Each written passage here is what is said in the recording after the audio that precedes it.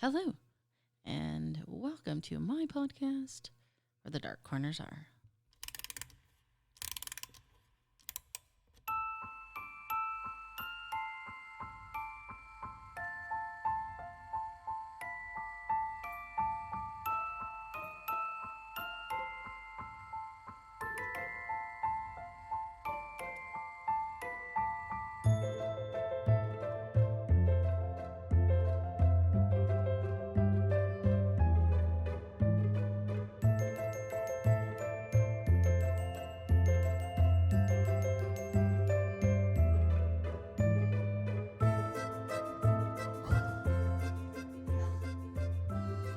Hello.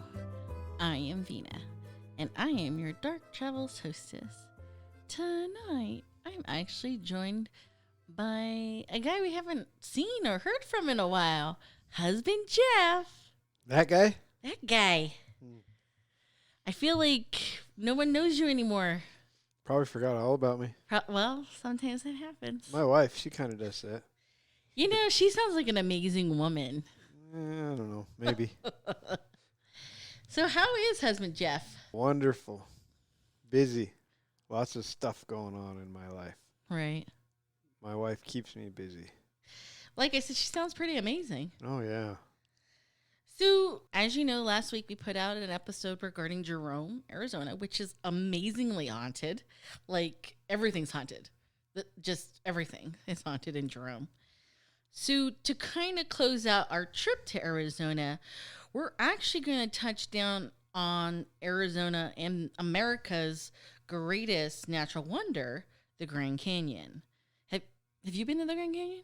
Yes. Have you been to the Grand Canyon? I have been to the Grand Canyon. It was a long time ago, but I suspect it hasn't changed much. No. Probably not. But I want to go back. Right. It was pretty awesome. So a little bit of history. It is believed that the Grand Canyon formed about 5 to 6 million years ago. Basically, it was created because water coming off of the Rocky Mountains created the Colorado River. And as such, when the Colorado began to flow, the water began cutting into basically creating it like a channel through the layers of rock. And as a result, the Grand Canyon gets created, which now measures over 270 miles long and up to 18 miles wide and a mile deep. And it's said that the Grand Canyon is actually bigger than the state of Rhode Island. Now, again, a little bit of history with humans. Currently, it's believed that the prehistoric humans that first settled in and around the canyon was during the last ice age. And so we are literally talking when mammoths and giant sloths and other large mammals still roamed North America. And I think the mammoths were around when they were building the Great Pyramids. Speaking of pyramids, isn't there some kind of conspiracy that There there's is. Egyptian stuff in the Grand Canyon? Correct. But I was tempted to kind of do a topic on that, but we don't really do a whole lot of conspiracy theories here. It's not like. But is it a conspiracy or is it true? I don't know. Because it just seems like a lot of the information in terms of the timeline of events seem to be questionable these days. But getting back to our topic tonight and like the people who settled there, over time, past prehistoric man, it's believed that the Paiute, the Navajo, the Zuni, the Hopi once inhabited the area of the Grand Canyon. But today, it's the Havasupai tribe, thank you, that now claim the Grand Canyon as their ancestral home, as it is believed that they had lived in and around the Grand Canyon for more than 800 years. Now, still with the history, the first Europeans to reach the Grand Canyon were actually Spanish explorers in the 1940s.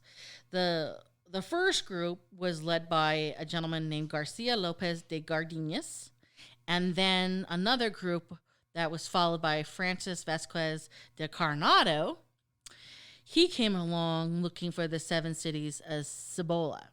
now, if anybody had seen the opening scene of Indiana Jones in The Last Crusade, he finds the cross of Coronado.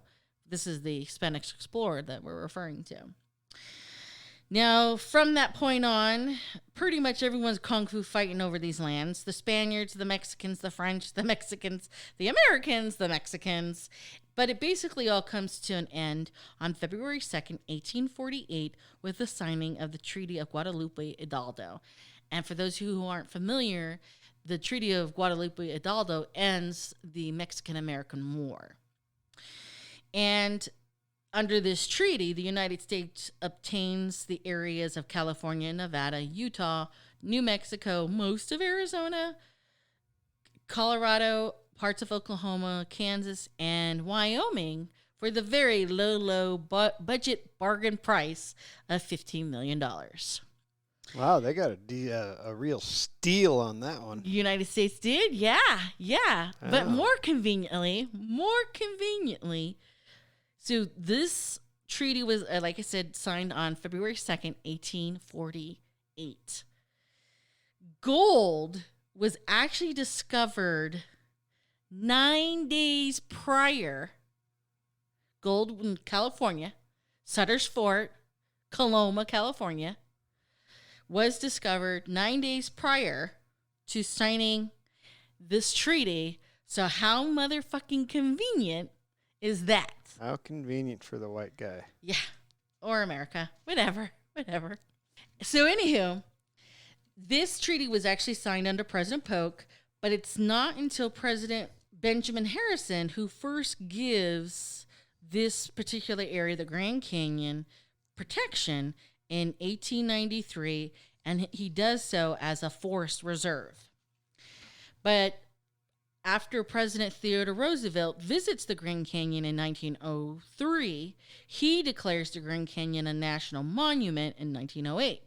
But it's not until President Wilson makes it an official United States National Park in February of 1919, which is just about 4 months after the armistice for World War I was declared. So, and, side note, the peace treaty officially ending War I doesn't get signed until June of 1919, but the armistice was declared November 11th, 1918, which is why, especially in Europe, November 11th is Armistice Day. Anyways, that was just a side note. But back to it being a national park. And as such, the Grand Canyon opens for business and welcomes about 44,000 visitors in 1919. Today, it is estimated anywhere from 5 to 5.9 million people visiting the park annually. And we're talking about people all over the world. People literally all over the world come to see this natural wonder. Well, it is pretty amazing. It is. It's very impressive. But with all these people, of course, comes with some serious consequences. Serious tragedies, like people dying. Sounds pretty serious. Yes, death is pretty definite. It's forever. Right, correct. Now, currently, it is estimated about 900 people have died in the Grand Canyon. I personally think that's kind of low. 900? Right. That doesn't seem like a lot. In over 100 years of operating. That doesn't seem so. 9 people per year? No, actually, the average is 12. Oh, 12. Okay. But all right. Bear in mind, especially in the early years, there were some poor record keeping and a lot of unreported deaths, and probably not as sophisticated as monitoring as it is now. Right. Now, again, and I have no doubt there were several deaths that have gone unnoticed, much less mentioned over time. Yeah, people probably just disappearing and never heard from again. Mob dropping them off down there or something. The Las Vegas mob, yeah. Yeah. Maybe. Could be, yes. Right? So like I said earlier, there's an average of 12 deaths a year, and the deaths vary from accidents to even suicides. Now, like we mentioned before, we both have been to the Grand Canyon, and when you're looking at it, it's so serene and it's so peaceful. But I really think that is misleading because people, I think, truly underestimate this particular natural wonder. And I mean, it's a lie. The serenity is a lie. The Grand Canyon is actually a very harsh environment. And sadly, people have learned this the hard way, the Well, hardest way. it is like in the middle of a desert, Right. and it's like a long ass walk to get to the bottom of it. I actually, when I went, I read a sign that said if you're going to walk down the trail to the bottom in this one particular spot, I don't remember how far it was, it said, don't try to do it in one day because you may be able to make it down there, but making it back up is a whole nother game, whole nother story. Don't try to do it in one day. It's too hard. Correct. Which brings us to some of the ways people die at the Grand Canyon. So let's talk about these deaths. So some of them are actual natural causes, but they're kind of human errors at the beginning of the hike. You know, again, people overestimate their personal ability and agility while underestimating the harshness of the trail conditions and other environmental factors, and they're just basically not fully prepared for the conditions of the environment. So with that, I'm going to start tossing out some facts, some numbers of deaths that are related to the kind of subcategories of deaths in the Grand Canyon. So as of about now, there's about 124 deaths related to the environment. So what are we talking about? People not packing enough water, so people dying of dehydration. And one of the other things that people don't realize is that, like you mentioned, getting down might be the easy part, but down in the bottom, it's actually hotter in the Grand Canyon than it is on top.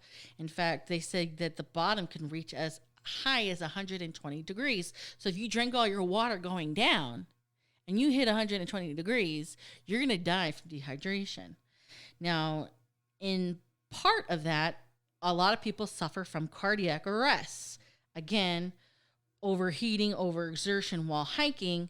And again, when they get to the bottom and it's 120 degrees, they go into cardiac arrest. And between these two, about 100 of the 124 deaths associated are related to either dehydration and or cardiac arrest. Now, surprisingly, a lot of people also die from starvation, from being lost. Oh, okay. Yeah, that makes sense. So sometimes people get the bright idea of venturing off the trail, and when they turn to look for the trail, it's gone. Where'd it go? Correct. It was right here. And sadly, they have found cadavers, corpse, with notes explaining that they basically have starved to death. One of them being, and I'm using air quotes here because I'm quoting, 4 days without food or water lost. And so stay on the trail. Yeah. I mean, venture a little bit out, but know how to get back to the trail because that's your lifeline. Maybe you should leave a trail of breadcrumbs. Well, the birds and the vultures would probably eat that.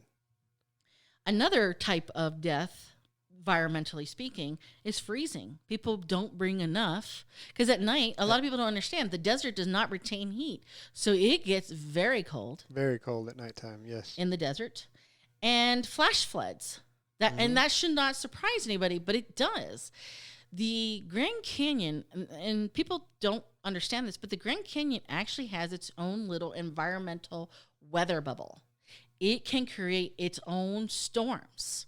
And sometimes it comes down fast and furious, and it creates flash floods, and people aren't prepared for them, and they get swept in them. The other, and this one kind of surprised me, is that people have also been known for drinking too much water. I've heard of that, but that's got to be pretty rare. I don't know if it happens very often, but I've heard of it. In fact, I just read an article on the internet about some lady that happened to just recently. She was dehydrated, so she drank a bunch of water, and she drank too much too fast, and she died. Well, in conjunction to a lot of this, sometimes, and we're not going to talk about personal experiences, but Another fatal mistake people tend to make is hiking by themselves. Oh, yeah, I know. I'm I'm well familiar with that one. Yeah. Yeah. Solo hikers, they get hurt. How do they get hurt? Tripping on a rock, or a rock falling underneath. Breaking an ankle? Yeah, something like that. Yeah. And then they're stuck. Yep. And someone doesn't come down that trail for days. And probably no cell phone signal down there. Correct. Yeah. And so that's why it's not a good idea to go hiking alone, probably. Correct. Yeah. But definitely, and unfortunately, they're injured or on the side of the trail, and they either run out of water and or food. So again, that's part of the starvation. So in conjunction with human error is Mother Nature basically fucking people up. Yeah. And, like I said, people don't realize that really and truly the Grand Canyon does make its own weather. And one of the big ones is lightning storms and the rainstorms. I mean, Fast and Furious, that is no joke. But also because of the slippery slope that becomes the trail, a lot of rocks, they slip on the muddy parts and then they go down. Mm-hmm. And they don't get back up again. Mm-hmm. Another thing that sometimes, if, for example, you're on the bottom of a trail and someone accidentally kicks a rock that becomes a bigger rock, it hits a bigger rock. Oh, yeah, it hits you in the head. Falling rocks. People have died due to falling rocks. So, again, being prepared food-wise, but also being prepared with clothing that's appropriate and even hiking shoes. Flip-flops is not ideal for hiking in the Grand Canyon. Well, I don't think that would be as appropriate for hiking anywhere. But there is some idiot that's been out there being like, yeah, I've done it a million times in my flippies. Yeah, probably not a good idea. Now, surprisingly enough, these are the deaths are related on land. Let's talk about the Colorado River. The Colorado River actually runs 1,450 miles long. It is, without a doubt, can be a death trap. In fact, about 100 people have died from drowning in the Colorado River while swimming, while rafting, while canoeing. So here again, it's an environmental situation where maybe you didn't follow instructions or didn't wear your life jacket, and now I kind of feel that way about any river could be a possible death trap, but one that's a pretty big river. I mean, it's not Mississippi River big, but it's pretty big. Right. Pretty powerful. Now, some of these deaths aren't necessarily, related to hiking. Sometimes, unfortunately, people made some choices that weren't necessarily the wisest. And, unfortunately, cliffs and edges of the Grand Canyon were not their best friends. So they fell off or they jumped off? So we're going to talk about falls. Oh, okay. As of right now, they have estimated about 198 falls. Since it became a park? Correct. Okay. And so a little over 100 years. Right. Okay. Of the 198, 180 have died falling in the Grand Canyon for various reasons, such as taking selfies. They cross over the railing. They want to get close to the edge as possible, slip and fall. But believe it or not, one of the very first recorded deaths, death by selfie, happened with a gentleman by the name of Lewis Thompson on March 22nd, 1925. So taking a selfie in 1925? Well, he's posting, he's pictures, Oh, okay. He's got a camera. Yeah. He's trying to adjust. And he was trying to get the perfect selfie. Can I just say that I tried that? Went over the rail out on a rock. Yeah, yeah, that's pretty freaking scary when you're looking over I couldn't even stand. I had to lay on the ground and look. It's 1,000 feet straight down. I was like, nope. And I backed up real slow and yeah. Well, unfortunately, Lewis was our first selfie. First recorded one. Correct, in 1925. Yeah. Now, selfies aren't the only other reason. People just horsing around. So that was the case. Got to be careful when you're horsing around next to a 1,000-foot drop off. Correct. So that was the case of a gentleman by the name of James Merriman.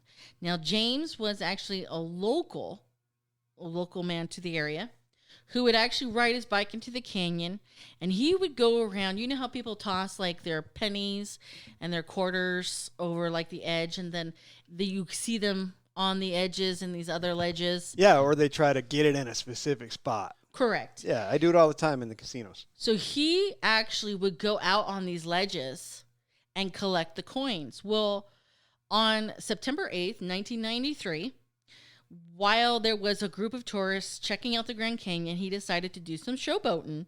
And he was literally telling the group, look at me, look at me. And those were his last words. I mean, he was showboating. And he falls right in front of this group of tourists, and that's their memory.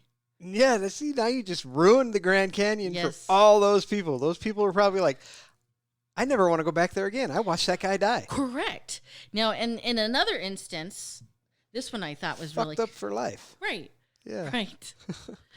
And in another instance, a gentleman, this one's really kind of sad.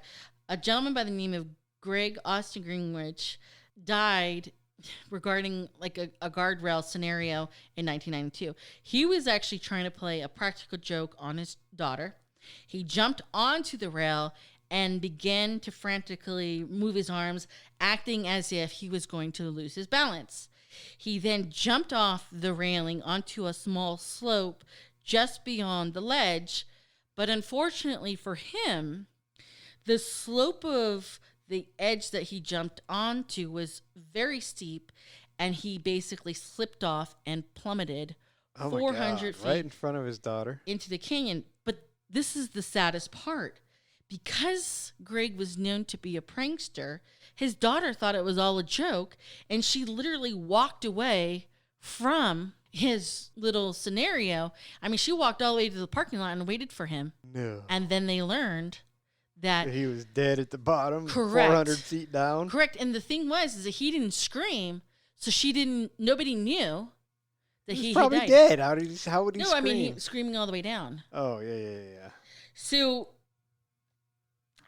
I mean, she's waiting for him, and that's when she learns that was not it was a practical joke gone bad. Yeah. Now, this comes to no surprise. Another reason why people have fallen off the edge is because they're drunk. Yeah, I can see stupid drunk people. Right. Yeah. Another one, and this one I kind of thought, I don't know about this.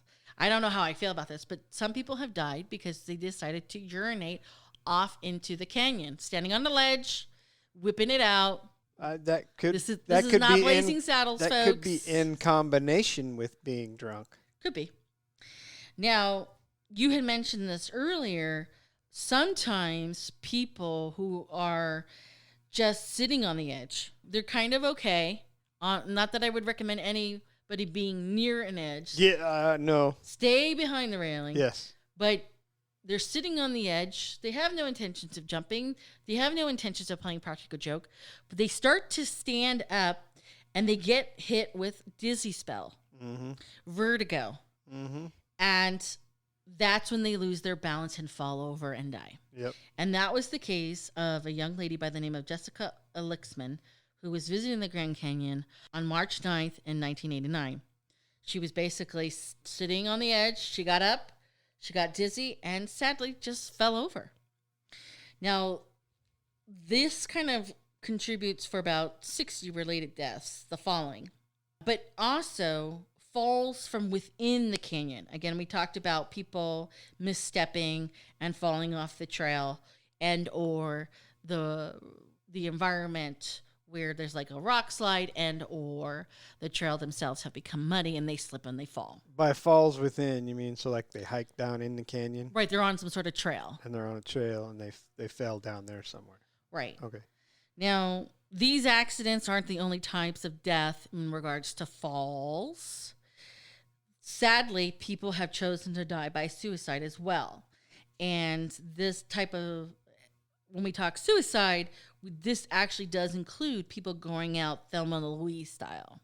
Okay. Like driving over the edge. Correct. Wow. So right now, the estimate of suicides is about 91. And from the 91, about 75 were purposely going over the edge. Some of them, again, the jumping, they do it. They just jump off the edge. 13 of them are driving Thelma and Louise over the edge, driving in the car. Some of them go to bridges and jump off the bridges. And some of them will actually shoot themselves. And then fall in. Right, at the park. Now, of these suicides, the one story that sticks out, because this is insane, is the suicide of a gentleman by the name of Mr. Clam. Now, I read a couple of accounts. One said his name was Timothy. The other said it was Richard. But both said his last name was Clam. In June of 2004, Mr. Clam made the decision to end his life. And he decided to do by helicopter.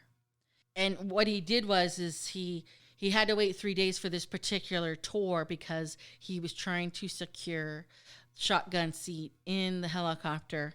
And after enjoying the tour, the helicopter went into the canyon, showed him all the hot spots. As the helicopter was returning back to base, Mr. Clam forced his way out of the cockpit and leapt from the helicopter into the canyon, falling 4,000 feet. Can you imagine being that pilot? Again. Or if there was anybody else in there with him. Or people who saw this gentleman make this unfortunate decision. Yeah, that's crazy. Now, other human-initiated deaths that happen at the Grand Canyon is murder. Wow, murder in the canyon. Correct. It's not just the mob burying the bodies there. Sometimes the bodies get dead there. Okay? The bodies get dead there. Correct. I like that. To date, it is believed that 39 murders have been committed at the Grand Canyon. Now, the most infamous murder is that of Donna Sudling, which happened in 1993. She was the third wife of a gentleman by the name of Robert Spangler. I actually probably shouldn't call him a gentleman. Prior to her death, Robert Spangler had lured his first wife, Nancy, down to the basement of their home by telling her he had a surprise for her. He then shot her in the head with a revolver on the morning of December 30th, 1978. He then killed their two teenage children, their daughter Susan, who was 15, and their son David, who was 17. And then he set up the crime scene to look as though she had been the perpetrator. Her body was found slumped over a typewriter in the basement with a typed suicide note. The note was signed with her initials. Folks, if the suicide note is typed, it was not a suicide, okay? That is like murder scene 101. Even though the police suspected Robert, they never charged him. He then married, because he was having an affair with a woman named Sharon Cooper. He then married Sharon. He divorced Sharon, and then he married Donna. When he felt that the marriage was over, he thought death was the better option than divorce. So on April 11th, 1993, he took her to the Grand Canyon, got her hiking, got her on a trail, and then he pushed her off of a 160-foot drop, killing her. Now, after some time passed in 1999, law enforcement and the FBI approached Spangler with their evidence, trying to get a confession. Spangler, who at the time of these interviews, he had terminal brain and lung cancer, and he actually confesses. But he only confesses to the murder of his first wife and children, and in the confession of the children, he shared how his son David did not die from the initial gunshot wound, so he ended up smothering his son with a pillow. However, he refused to discuss Donna's death because he didn't want to be sued by her surviving family. Well, he's dying anyways. But he does actually get tried for Donna's death. He gets tried in a federal court because he killed her on federal lands. So to avoid the death penalty, he pleads guilty. He pleads guilty to first-degree murder for Donna, and then he admits to killing Nancy, Susan, and David. He then gets sentenced to life without parole, and he dies in prison on August 5th, 2007. So this guy, who was known to have killed at least 4 people, was considered a serial killer. That's how come he's considered the most infamous person to commit murder at the Grand Canyon. But other murders, sadly not as famous, have also happened, and such was the case of a newlywed named Michael and Charlotte Sherman. They had gone to the Grand Canyon in 1977, and they were never seen alive again. They were shot. Their bodies were found in a heavily wooded area of the park, and it looked as if it was a robbery that basically had gone bad. Now, people have gone missing in the Grand Canyon, and in some situations, people did think murder happened, but it's hard to prove that case sometimes. You know, when the human remains have been discovered, law enforcement, the park rangers, they can't always identify, A, who the body belongs to, and if they've been out there for an extensive amount of time, it's even harder to prove how that person died. Yeah, you got animals and bugs and all that trying to eat them up. So it's sometimes a little harder to determine whether it was self-inflicted or it was committed by a perpetrator. So, and one of the things you have to remember in regards to missing people, there are over 1,000 caves in the Grand Canyon, and that's probably just all the ones that people know about or have been found. There's probably more that haven't been found. Correct. Now, other ways that people have died, we have mentioned people getting crushed by falling rocks. And surprisingly, people have been crushed by falling rocks caused by actual detonation, like they were doing some work, boom went the dynamite, down went the rocks on top of people. Now, other types of accidental deaths have been caused by base jumping or people eating poisonous plants, probably because they're starving. Or, and this kind of came as a surprise to me, but people have accidentally been crushed by horses or mules, you know, the going up and down. Yeah, pack horses and stuff. And oddly enough, there was even one case of a gentleman being killed because of a rattlesnake, not by a rattlesnake. So let me explain. In 1993, a prospector from California by the name of Cochran, that was the only name that everyone had, he had this unnatural fear of rattlesnakes. Why the fuck you're in the Grand Canyon and you have an unnatural fear of rattlesnakes is beyond me. Well, I think probably, I don't know this, can't say it's a fact, but I think everybody has a fear of rattlesnakes. Well, his fear was above and beyond because he just stumbled upon one and his fear triggered a heart attack. No. So he died from a heart attack just seeing the rattlesnake. A rattlesnake gave him a heart attack. Correct. But again, because of the rattlesnake, but not by the rattlesnake. That's a really bad fear. Now, believe it or not, we have not discussed the major leading cause of deaths in the Grand Canyon. Any guesses what's the major leading cause in the Grand Canyon? Falls? I that's what I thought it was, falls. No. And I mean, Car you're not accidents? Wait, no. Drowning in the river. No, we covered that. No, I don't have a clue. Believe it or not, a current total of 379 people have died in the air over the Grand Canyon. In the air. Aerial accidents. Okay.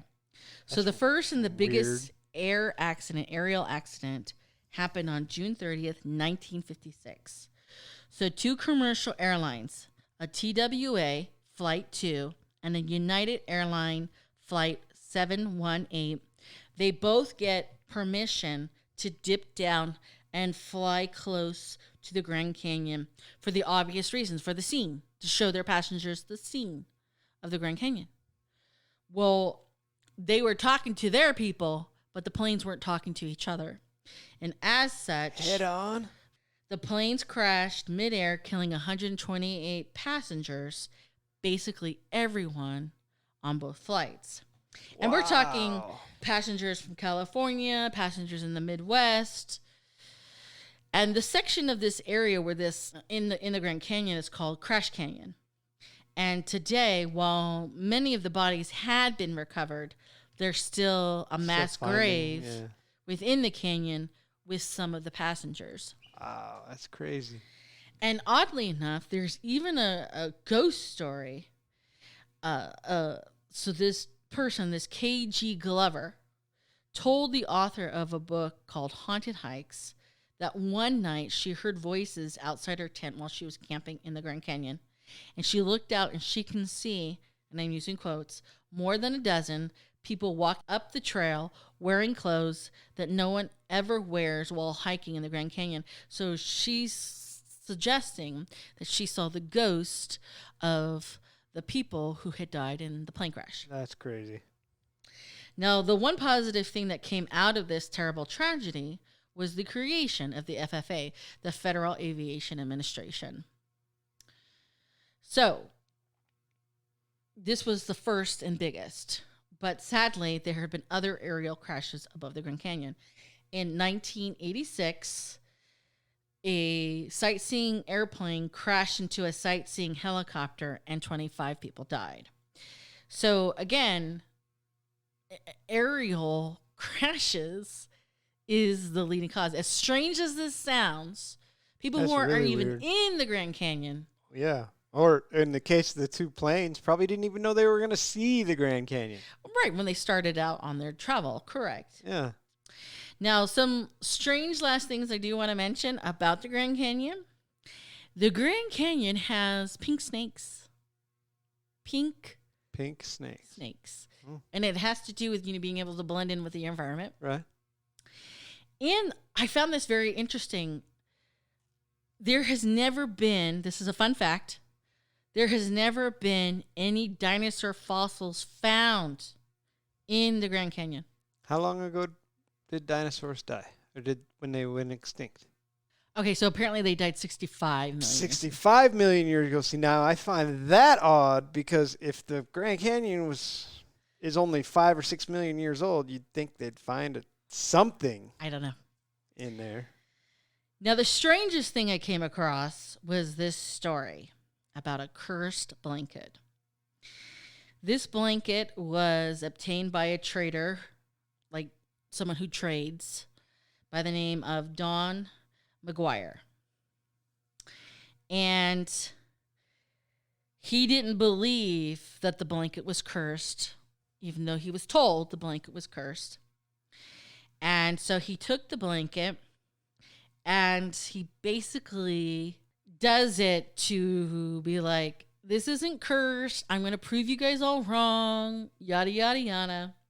And he spends the next 2 years basically dealing with, and I'm using air quotes, 100 calamities until he managed to accidentally misplace the blanket. And the curse was suddenly lifted. Now, McGuire would later learn that the blanket was actually made by a weaver who was known to put her own magic spells. Like a voodoo kind of thing? Right. This is Native American, though.